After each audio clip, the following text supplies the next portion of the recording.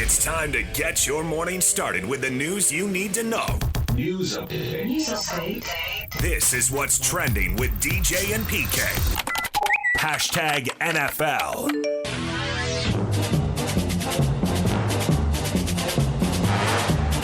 They've been very supportive. I think my younger children are most excited. They're excited because they don't remember Dad playing. My 6-year-old actually asked me like 4 months ago, like, Dad, why don't you play anymore? And I'm like, Hon, I'm sorry. The best you're going to get is me coaching on the sideline, But I think share the same sentiment. A little nervous, like, Dad, do you think you can do it?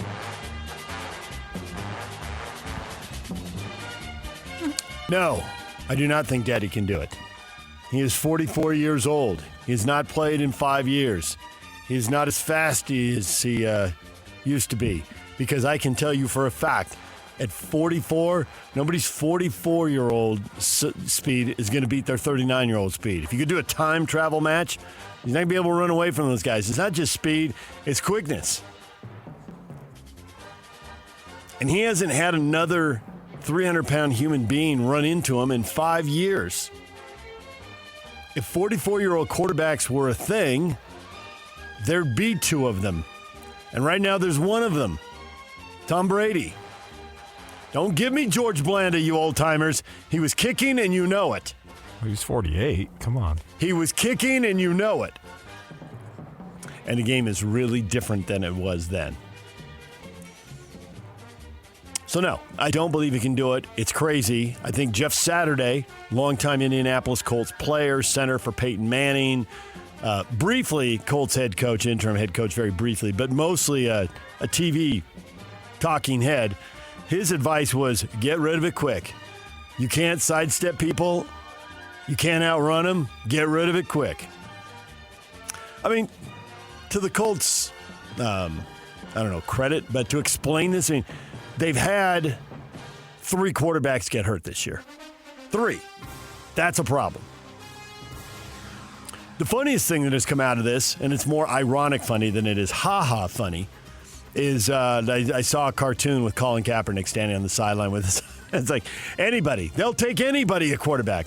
Although with Kaepernick, with his age, he's not in Phillip Rivers territory, but he's getting there.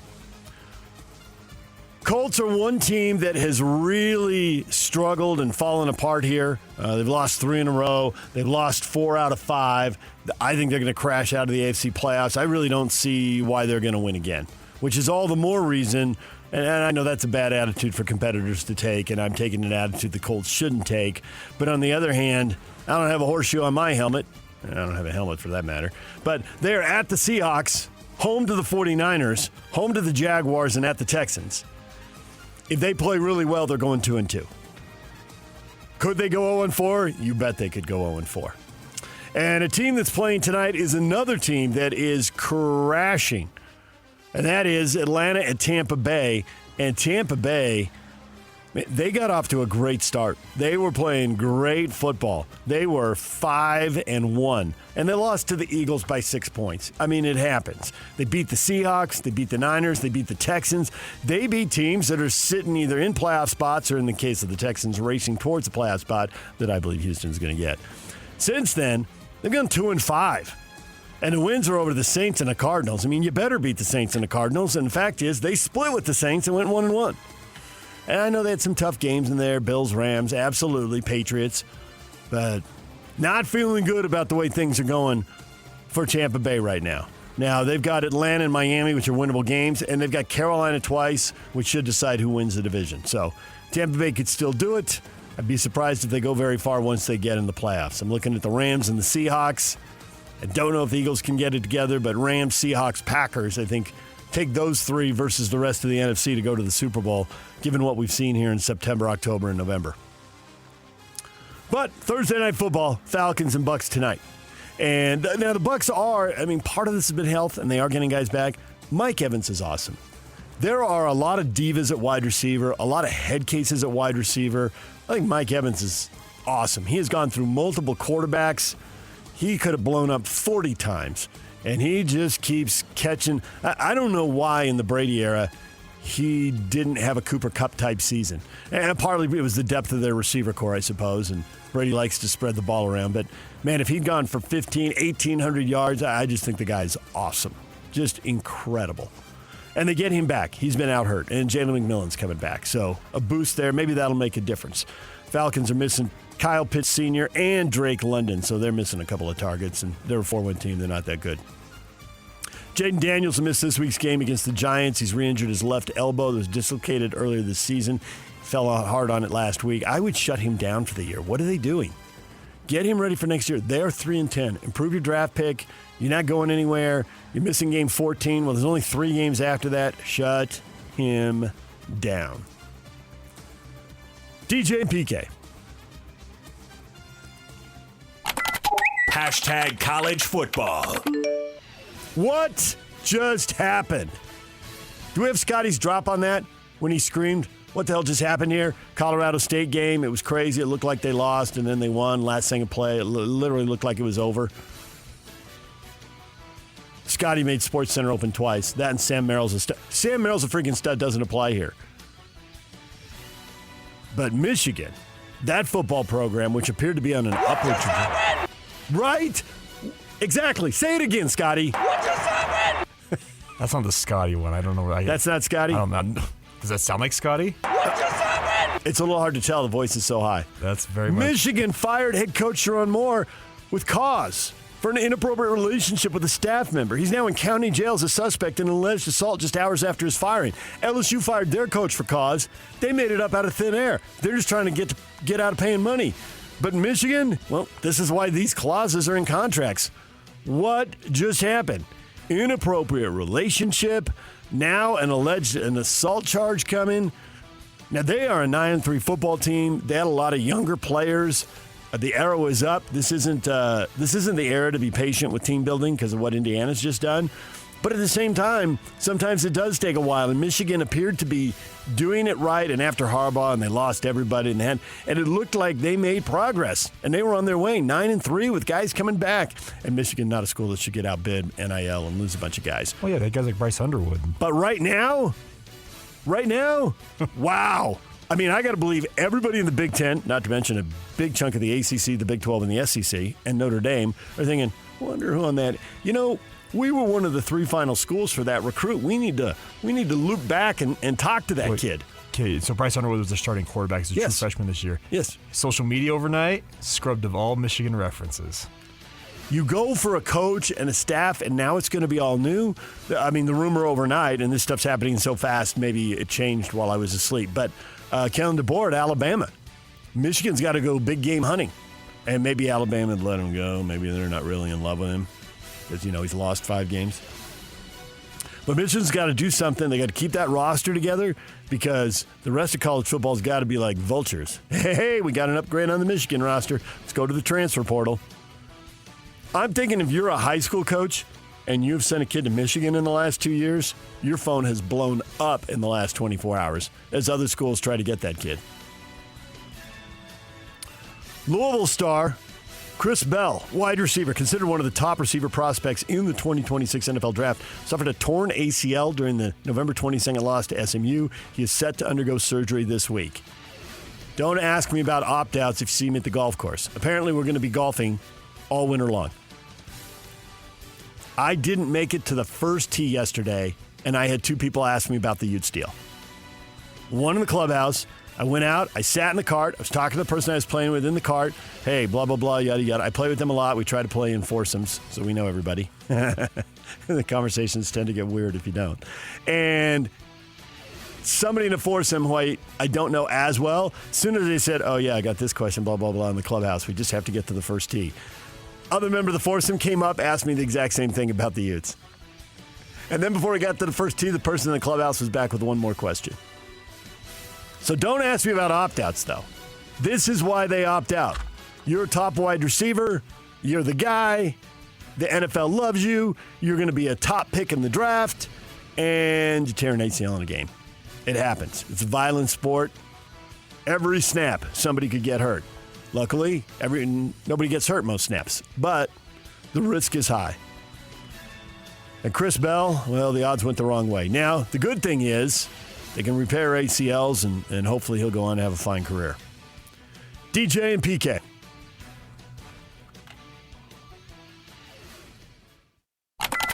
Hashtag NBA.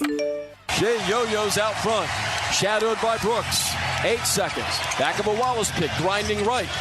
Bounce passes low to Wallace. Pump fakes. Kicks out to Dub. Angle left three is up. And in! Cha-ching! A Thunder money ball at the buzzer. Oh, what a punctuation mark on a brilliant opening half tonight in downtown Oklahoma City. Castle, killing clock. Shot clock at 10. Castle, James guarding. Castle, step back three. Yes, sir! Stephon Castle, a 30-point night. Highlights from the NBA Cup quarterfinals. Spurs beat the Lakers 132-119. San Antonio to the NBA Cup semifinals to play Oklahoma City, who gets a blowout win. Absolutely total and complete destruction. They are amazing. I mean, they're the defending champs, and we thought they were good, but they're 24-1 after beating Phoenix 138-89. Yeah, that's not a typo. They won by 49 points. They were up by 26 at halftime. It was 74-48.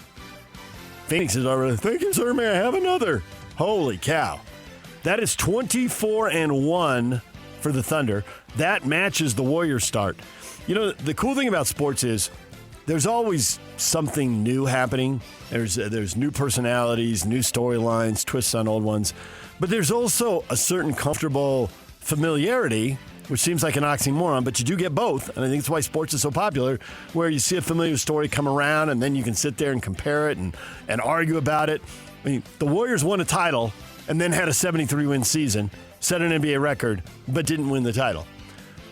They were a young team on the way up. Oklahoma City's a young team on the way up. They win the title. They break out of the gate 24-1. How many other teams have done that? Well, the last team to do it would be the Golden State Warriors the year after they won the title. It's the same story. Young group, they conquered the league, they got a ton of confidence, they start the next season on fire. It's crazy. I mean, they won 8 to start the season. They have now won 16 in a row. Now they're only halfway to the Lakers in the record, so there's a long way to go. But nonetheless, 24-1, fantastic start for the Thunder. Just incredible. And the cool thing is, you know, you play all your guys big minutes and you got to rest them, but they haven't. They've had guys out injured who haven't played big minutes. They came in and played the Jazz. They sat 3 starters that night who didn't go. So they're 25 games in, they're flying, and I don't think they're burning their guys out. I mean, Jalen Williams has only played 6 games. Chet Holmgren has played 21 of the 25. He's missed 4 games. Shai Gilgeous-Alexander's only missed that 1 game with the Jazz, and Ajay Mitchell's played 25. But for other key players, 19 games, 17 games, 14 games. Lou Dort has played 16 games. They're not burning these guys out, and they're 24-1. It isn't like they had their top 8 playing them, 35 minutes a night, 30 minutes a night for 25 games. Not that at all. It's amazing. There's other things in their metrics when both Jalen Williams and Shai are actually off the court. They're actually crushing teams more. Hard to believe, but there you go. Maybe some of that goes to the quality of the opposition, well, whether yes, one certain team rolled over. But to your point, they're not dependent on the 2 guys. Correct. These other guys are competent. Yeah. Maybe the numbers are a little skewed here, 25 games, a small sample. But nonetheless, they got talent at the top and they got depth. And they may have several high lottery picks from other clubs to add to that depth. Including one here locally. Including one, but not the only one they might stumble into. They're working multiple angles right now. In that game, Holmgren got blasted by an alleged screen. Grayson Allen was ejected. Just hard, just physical. It was a cheap shot. It was clearly a cheap shot. I mean, I'd cut him slack on all the tripping stuff and all the stuff at Duke. And you can't completely give him a pass, but wait until you've raised 22 and 27-year-olds. You will give 18, 19, 20, and 21, 22-year-olds a lot more latitude. I know I personally, after going there, they're still growing up, and they're in the public eye, and they're getting big money. This isn't easy. I wasn't, quote-unquote, I don't know if you're ever a finished product, but, I know I grew up a lot in that time period. And I saw my friends grow up a lot. But then I saw it from the perspective of my kids and their friends. I wildly underestimated it. But now he's 30. So he's not a 20-year-old making a bad decision and that happens. He's 30. What are you doing? That wasn't the right thing to do. It wasn't a basketball play. The refs got it right when they ejected him. Steph Curry expected to return to action Friday, recovering from a thigh contusion that caused him to miss 5 games, and they went 2-3 without him. The Warriors, when they have all their guys, can be pretty good. The problem is their guys are at a point in their career where you're more likely to get hurt, and it takes longer to heal. I mean, he missed 5 games for a thigh contusion. It is what it is. I think Steph Curry wants to be on the court. I think he knows time is running out. PK always says when time is running out, everything becomes more precious. I think Steph Curry wants to play in all these regular season games. But they can't stay healthy, and that's going to keep them in the middle of the pack. Derek Lively II undergoing season-ending foot injury to address lingering discomfort. He only played 7 games this season, expected to be cleared for the next season. And it's interesting, the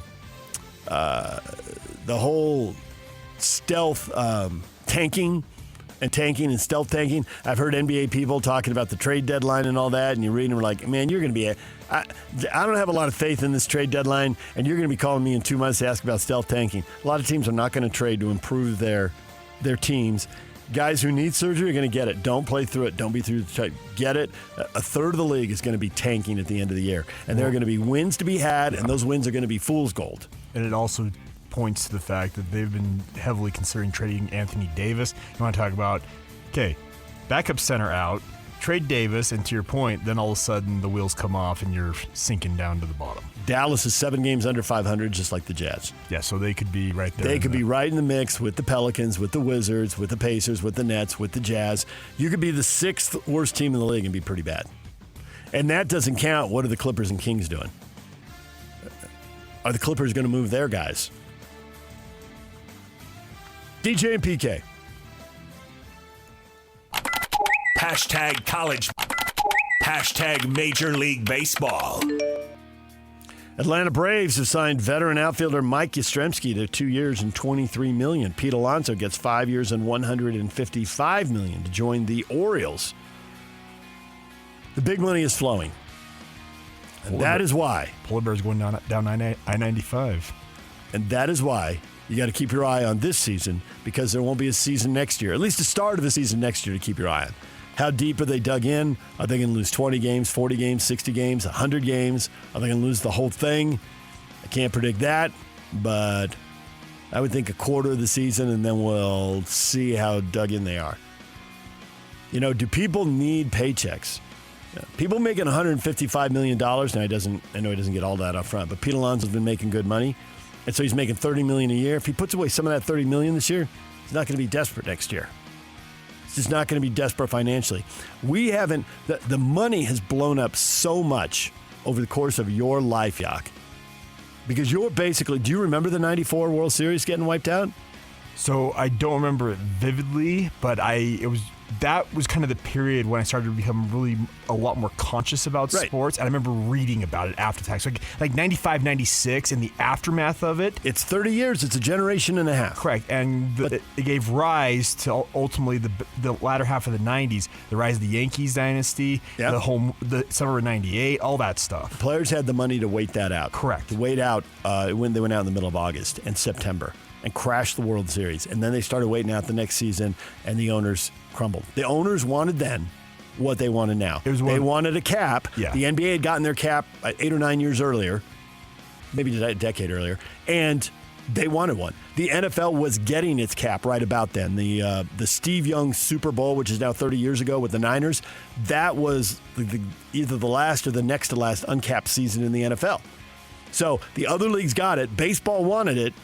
They didn't get it. The players held firm. It's one of the few times that the Players Association's actually won one of these. The owners haven't tried this, been really committed to trying this for 30 years. There have been some minor scraps. But this one feels like it could be bigger and they could be dug in. And because both sides have so much money, that's why I think it could really go on. Pete Alonso isn't going to be wondering about house payments. I mean, they made big money in the 90s, but nothing like what they're making right now. I mean, Mike Yastrzemski is a journeyman, and he's getting 2 years and $23 million. Mike Yastrzemski is not a star. He's a good player. He's a solid player, but $10 million guys move around, and he moves around. DJ and PK. Hashtag NHL. Ian Cole skates it down to the corner. Cole, back of goal for Utah, up top. One-timer, Durzi, rebound, loose, and they score! Jack McBain taps it in, and we're tied at 3. Down the wall, Reinhart towards the front, tipped in, and Lundell scores! A puck thrown towards the net from the corner, bounced around, and the Panthers find a way to take the lead late. Anton Lundell knocked it out of midair. And it's 4-3 with 50 seconds left in the game. And the Utah Mammoth lose again. When you are struggling, when you are on the proverbial schneid, it is hard to get off the schneid against the two-time defending champs. But that was their task last night. They scored first. They took the lead. The Mammoth did. They fell behind 3-1. They rallied in that second period and tied it up 3-3. A scoreless third period. Looked like it was probably going to be headed to overtime as they went into the final minute. But hey, the harder you work, the luckier you get. Win the puck in the corner, throw the puck in front of the net, and find a way to bang that thing into the back of the net. And the Panthers' ability to do that help explain why they've been to 3 straight Stanley Cup finals and won the last 2. And the struggles continue for the Mammoth. Good battle, but nothing to show for it. They come away with 0 points. They're back at it again. Friday night, the Seattle Kraken come to the Delta Center. They play the way they did against Florida. You would think they'd be able to get 2 points at home, which they need to do because November was ugly and December hasn't started out well, and they need the 2 points. They're at home, and it's time to get some results, get some wins. What is Trending is brought to you by Shamrock Plumbing. There's no job too big or too small. Get the personal touch with Shamrock Plumbing. We're talking football with Barry Trammell, sports columnist for the Tulsa World, at 8 o'clock. And we'll talk with Frank Dolce, former Ute quarterback, at 8:30. DJ and PK, the question of the day is next. This is Jake Scott and Ben Anderson.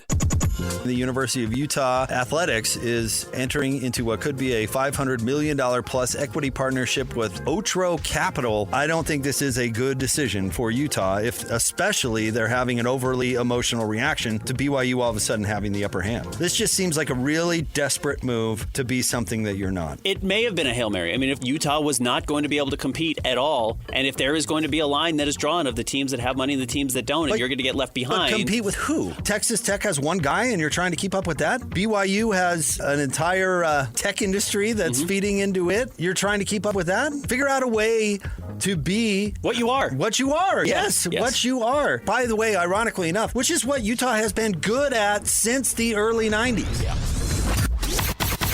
Catch Jake and Ben weekdays from 10 to noon on 97.5, the KSL Sports Zone. DJ and PK, join Hans and Scotty from Friday from noon to 3 at the Grill, 2264 South Main Street in Nephi. The question of the morning is the question you get everywhere you go if you are a sportscaster, sports writer. It is the only thing people are talking about this week. Utes private equity, $500 million. What do you think? How's it? What? Ha, ah, ah! That's how that conversation goes. Got out of my car yesterday, went in the pro shop, paid to play my mediocre to bad 9 holes of golf with a couple of friends and a friend of a friend. In the pro shop, got the question. In the car at the first tee waiting to hit, got the question from a second person while I was telling a third person I'd just been asked by a first person. It's literally the only thing people are talking about. $500 million. Ah! There's still so many things we don't know. And I know that's a cop-out and it sucks on Sports Talk Radio. But here's the first thing people are screwing up. And I don't mean people at the U. I mean, this is everybody out in the world. Okay? The $500 million catches your eye. I get that. But Ross Dellinger's story, and I know the media takes a lot of hits, but people like Ross Dellinger and the other national writers, Yacht gets them on, all the Dennis Dodd, Tim Brandle's more broadcaster than writer. Dennis Dodd's retired now, technically. Who else do we have on? Other national writers you like to get? We've had Brett McMurphy, yes. Stuart Mandel. Yes. Had Bruce Feldman in the past. Yes. All those guys have been around for a long time. They talk to a lot of people. They hear a lot of things. And when they write stuff, do I think they've gotten everything right? Probably not. I don't know if everybody gets everything right. But they get the overwhelming vast majority of stuff right. And in Dellinger's piece, I think his piece was right, and I think people are right out of the gate. They're messing up a couple of the numbers that muddy the waters. So there's a 9-figure cash infusion from Otro that is supposed to generate the $500 million.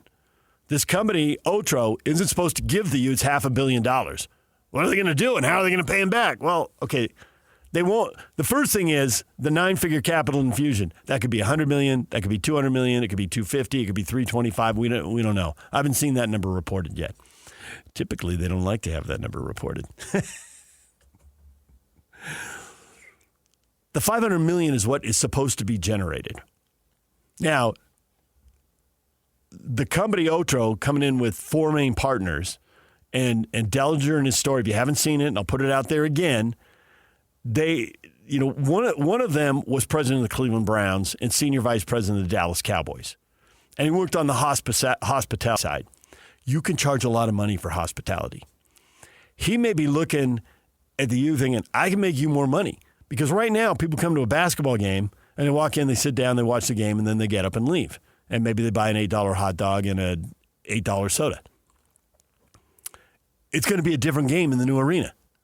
And I can tell you firsthand, because our radio station is now in the Triad Center, the 3 buildings just north of the arena. But we used to be in the arena on the 5th floor. A lot of you have been in the upper concourse and you walked right past our studios, right where we were. And we were the only ones allowed in the building while they remodeled it. And we were told where we could go and when we could go, and there were different paths we had to take to get in and out. Some seemed obvious, some weren't.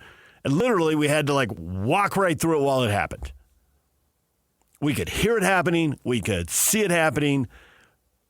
We would walk in, and there would be stuff coming out of the arena. There'd be stuff piled on the side. They gutted that thing. They made it look really different, and then they made a lot more money, and the story started. Just on one level. On one level, they went out and made some adjustments that were pretty dramatic, and it was worth a ballpark. What would it be? I got to do math on the radio. This never ends. Well, yuck, why do I do this? It was a little over $5 million a year. That's just what they were doing on the ground level with one idea. 8 times. Those bunker suites. Initially, $5.2 million. I don't know what they're worth now. And I think they've added a 9th or 10th one in there. They subsequently did stuff on the 6th floor. They did a lot of stuff on the 2nd floor. And all of that was worth a lot of money. So when you hear somebody is in the hospitality, that would all be considered hospitality. And right now, the Utes get none of that in the Huntsman Center. I'm telling you right now, where they build the Huntsman Center, how could you turn 100, 150, 200, 250 million, whatever it is, into 500 million, where they build the new building? And whether the Huntsman family, which has been really very, very generous to the University of Utah, are they going to want to keep the name on the building? Once upon a time, the name Romney was on the football field at Utah State. And now they sell that name. And the Romney family, really supportive of Utah State, and agreed to that. Now, would the Huntsmans do that? What would the naming rights be worth? And even if they don't change the name, where they build that arena, anybody who's driven past Allegiant Stadium on I-15 in Las Vegas, and a lot of you have been to games or concerts there, but even if you've just driven by on your way to San Diego or L.A. or, Newport, we all know it's Newport. How much more money is Allegiant Stadium worth with a sign that is unavoidable towering over the freeway versus if that thing had been built off in the burbs somewhere? Like an event in there, yeah, they make money off the events in there. They're making money off that freeway every single day. There's all kinds of ways to make money. And people who've been in it, from Formula One racing to the NFL, Otro's got people with these backgrounds in it, according to Ross Dellinger's reporting, which I totally trust. They got ways of making money. They got tricks. The Utah Jazz, I don't know if you've noticed this, they are not as good as they used to be. What? I know. Breaking news. Hit the sounder, Yak. You mean they haven't made playoffs and they haven't been winning at a high clip? I knew that would come up. That didn't take very long to come up, did it? No. In the Frank Layden, Jerry Sloan era, They went to the playoffs 23 times in 26 years. Yeah, they had that one rebuild that one time. Since Jay Slow hung it up, they have missed the playoffs. Well, this will be the 9th time they've missed the playoffs in 16 years. They aren't winning nearly as much. Does the money follow the winning? Well, of course it does. People pay more money to see winners. But is every winner figuring out how to make the most money? And even if the winning slows down, can you make more money? Yeah, they redid the arena. And it's not just that remodel. They figured out how to package. They figured out how to get in the doors of companies they couldn't get in the doors. And I heard forever, and Yak, I bet you heard this too, Brian Santiago was either going to be the president of the Jazz or the athletic director of BYU. I wish I had a buck for every time I was told that. He knows Ryan Smith. Ryan Smith knows him. Ryan Smith has complete and total trust in Brian Santiago. And he was angling hard. Now, there are people, and I can find them pretty quickly, and y'all can find them pretty quickly, who don't like Brian Santiago. They don't. They've had run-ins with him. They've butted heads with him. I've been told specific stories. And you know what that matters? A little, but not a lot. Well, he's the athletic director of BYU. I was going to say, it mattered to a level. It does. And I think he's older and more mature than he was. Correct. And we should all, as I said in the earlier segment, we should all be getting better and improving as we go along, or we're not doing it right. We're not doing life right if we don't. And to your point, it still got him one of the 2 jobs he was looking for. Exactly. And why is he at BYU and why isn't he at the Jazz? I think the Jazz, even though the product on the court is a work in progress, even though it's a work in progress, they're figuring out how to make more money. Now, does money follow winning? Absolutely. But can you figure out a way? And I am convinced the reason that Brian Santiago is the AD at BYU now that Tom is retired and he's not the president of the Jazz is because Jim Olsen, who is the president of the Jazz, has figured out ways, not by himself, but with a team of people, they have figured out ways, but he is sat atop the horse, and they have figured out ways to make more money, to approach companies, to package things differently, to provide experiences beyond the game, which I know Ryan Smith is very big into. He's talked to me about that. He's talked about it in public. I mean, it's got to be an experience. You can't win all the games. Sometimes you can only win 17 of them. But people still have to have a good experience. I mean, I love the trees out in front of the arena. I thought that was a sweet touch. When I moved here and I didn't know anything, I walked up like, that is pretty cool. And when I heard they were taking out the trees in front of the arena, I'm like, what are they doing? That is like, there's just something about that. It is from the Christmas lights in the winter to you going to a game in the spring and the leaves are coming out and it seems like everything is possible. They might win the title. And they took the trees out in front and they put in the Jazz Note logo. And then when the hockey team came, they moved the Jazz logo over and they put the hockey logo up there too, side by side. And when I walk to games and I go walking in, the number of people I have seen taking photos there. But I also go by there, just because of where we're located, a block away, I see people taking photos there when there's nothing going on. Like, it's the magic. Now, those 2 teams aren't exactly lighting the world on fire now. The Mammoth are right on the playoff line, and the Jazz are nowhere near it. But there's a certain magic. There are things you can do that aren't tied to winning. And Jim Olsen, who was there in the Miller era, why has he stayed on? Why does Ryan have confidence in him? Figured out how to make money. Figured it out. Results aren't great, yeah, but he still figured it out. So, these new people who are coming in, I assume they figured it out. I assume they've already sat down and said, here's the plan. And here's how much money we're putting in, and we don't know that part of the equation. I can't do that math on the air. I can't do that algebra. I remember a little bit of that. X subset Y, whatever. Yeah, I could pass Algebra 1, right? Don't smirk at me, Yak. Are you on camera or just me? You're on camera right now. But are you? No? No. That smirk should have been on camera. People would have enjoyed that smirk. You right now think I would absolutely fail an Algebra 1 flash quiz. I would probably fail Algebra. Well, we can't solve this problem for X. We don't know. We don't know how much money. They're not getting a $500 million. That's supposed to be what they can build together. And presumably from the licensing, the hospitality, whatever they're going to do with the new basketball arena, and yes, winning, improving the basketball product with some of this money somehow. And all the details are kind of hazy on how they're going to pull this off. nor do they want to give every other school a roadmap to how they're going to do this. But I think that's the first thing that's getting lost in this. Well, if these people give them $500 million, how are they going to get their money back? They're going to cut everything. Hey, listen, at this point, I assume most of us have had bad experiences with private equity. They're out there. They are out there. However, they don't all end poorly. Sometimes the private equity comes in and the company gets great. Sometimes those new owners come in and they find out how good your books are, and they take a loan and they pay themselves a bonus and they sell the company, and nobody at your company gets raises for a couple of years. I've heard.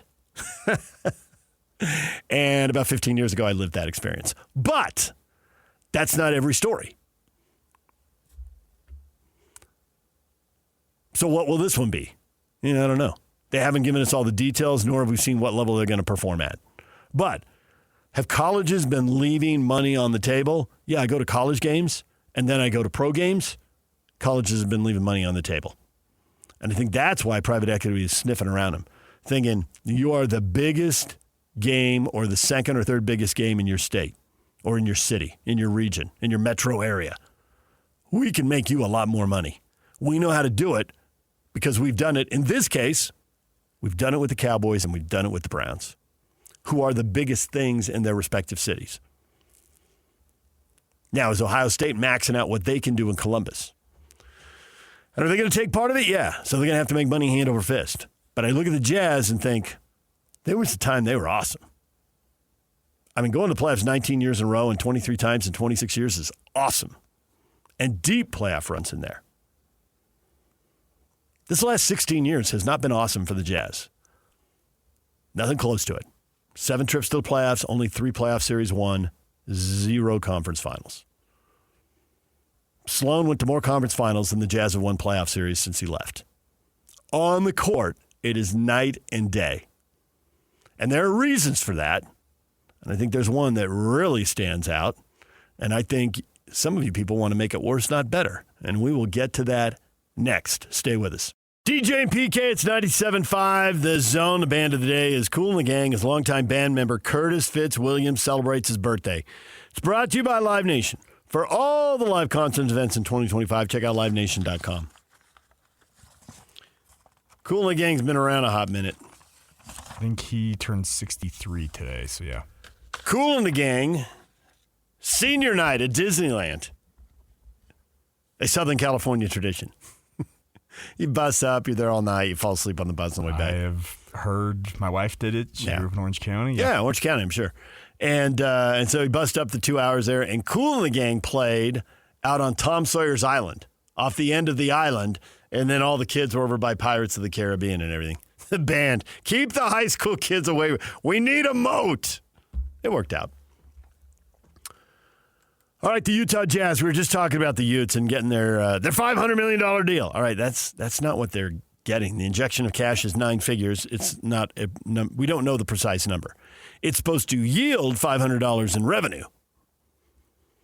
And how do you make money off the court when you're not winning, or off the field when you're not winning in football? And the Jazz have done it. I mean, the money they're making now, incredible steps forward on the business side, even though basketball has struggled. They've also had a lot of consistency on the business side. You know, Jim Olson's been in that job, and Ryan Smith inherited him when he bought the team, and obviously they clicked, and Jim and his team, not by himself, but with a group of other people, figured out how to make a lot more money. And Ryan's kept those people in place. Now, the basketball side has been a little bit of a struggle, but I started adding up the numbers, and it's not as flagrant as what happened at Real Salt Lake, but I just think across all pro sports, regardless of the sport, there's some trends you got to look for. Too much turnover. It'll bite you. You got to pick your people, and then you got to let them go to work. And you got to let them make mistakes, because everybody makes mistakes. If you overreact to those and you end up with too much change, and it's not that the Jazz have controlled all of this because they haven't. Other people have made decisions.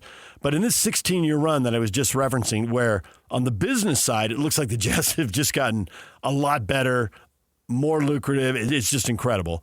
Well, they've been struggling on the basketball side, and we usually think money follows winning. Well, while the basketball side has been struggling, they've had 2 owners, 4 GMs, and now they've had 3 coaches.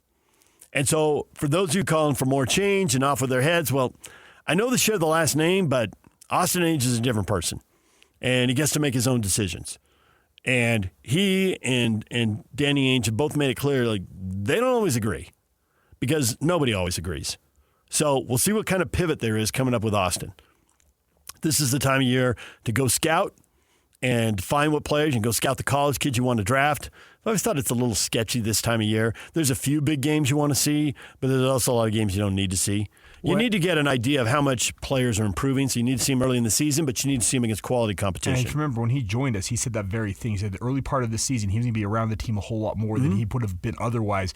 And I think Danny Ainge told Hans and Scotty, as a trade-off, Danny's been out scouting a lot more with Austin sticking with the team. And then when you're out scouting, sometimes you scout the rest of the NBA and sometimes you scout college.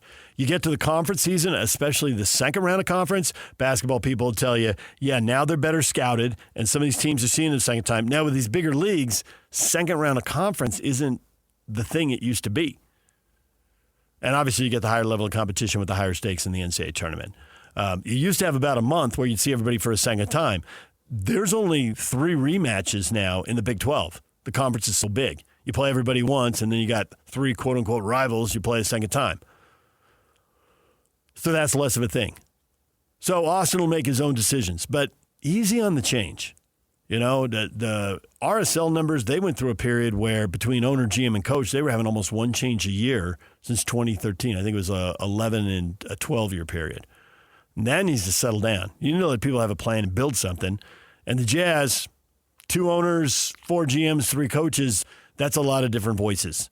So settle down and focus on something. Now, I think they largely have since Quinn left. That was a major decision to break up the team and rebuild, and Quinn didn't want to go through what Will Hardy's gone through for 3.5 years. I bet Quinn saw that video, Will being really upset in the huddle, and thought, yeah, I didn't want to do that. I don't want to have to go through that. Every NBA coach has headaches, but Quinn didn't want that set of headaches. So let these people, in the words of Russell Wilson, let these people cook. Is that the wrong expression, Yock? Did I not just put an exclamation point on that discussion? It works. I don't know. That's kind of let him cook now feels a little hollow. All right, DJ and PK, when we come back, how's the news of this private equity deal landing around the Big 12? Well, we'll talk with Barry Trammell about that and about Texas Tech's chances in the playoffs, now that we know they're the 4 seed. And also Notre Dame. People fed up with Notre Dame. We'll get to that coming up. Stay with us.